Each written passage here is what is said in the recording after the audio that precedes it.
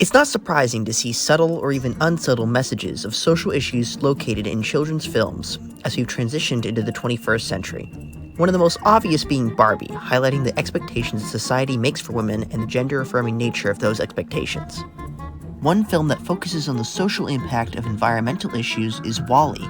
This adventure, following the love story of two robots who find an Earth-redeeming plant, has a large focus on the environmental responsibility of corporations, the exclusive corporation in the film being B&L, or By and Large. It is shown that By and Large was responsible for the overconsumption that led to Earth being temporarily evacuated by the space equivalent of cruise ships for 5 years. However, after discovering that toxicity levels were growing, the cleanup initiative was shut down. The people we see aboard the Axiom are the lives of humans 700 years later who are still living on the ship. Unsurprisingly, B&L made the Axiom a consumer paradise, where individuals are indoctrinated from birth and constantly distracted from the fabricated paradise that surrounds them.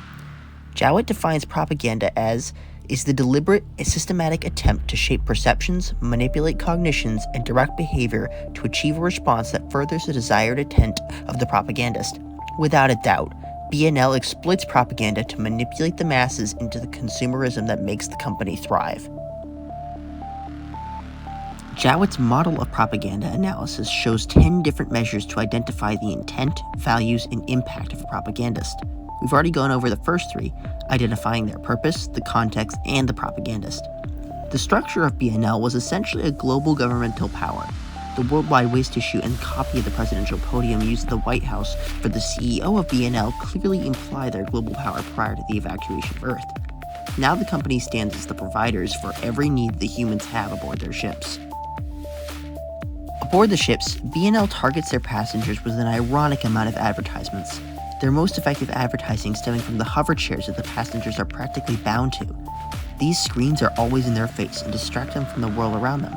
At one point in the film, the captain turns the day cycle to go back to morning, and none of the passengers seem to care, instead listening to the captain's morning announcements or playing games. There are other methods in which B&L implements their propaganda, one being education. The education robots in the film can be seen teaching infants. A is for Axiom, your home sweet home. B is for By and Large, your very best friend. Another method is the monopoly over communication on the ship, which can be seen through their blue is the new red message and the rogue robots alert. Attention Axiom shoppers, try blue. It's the new red. Ooh. Fear-mongering is another method used, initially as a fear of Earth being uninhabitable, and has been what keeps the Axiom in space and B&L in control over the people's lives.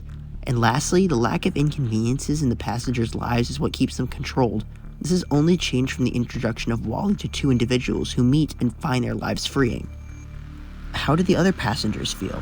It appears as if they are almost brainwashed to appear unemotional, the convenience of their lives giving them little reason to want change. This, alongside B&L's control over communication, also makes counter-propaganda impossible.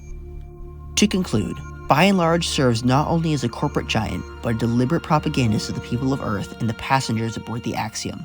Their massive control in the film serves as a warning to the people of the real world to reflect on their personal lives as consumers. The issue of overconsumption in the film isn't a complete fabrication, but an exaggeration of how our lives could change from overconsumption, a real issue that is becoming more prevalent every day. Chile's textile desert could be attributed to this idea, and the Great Pacific Garbage Patch does the same. Will the world come to realize their mistakes before it's too late? Only time will tell.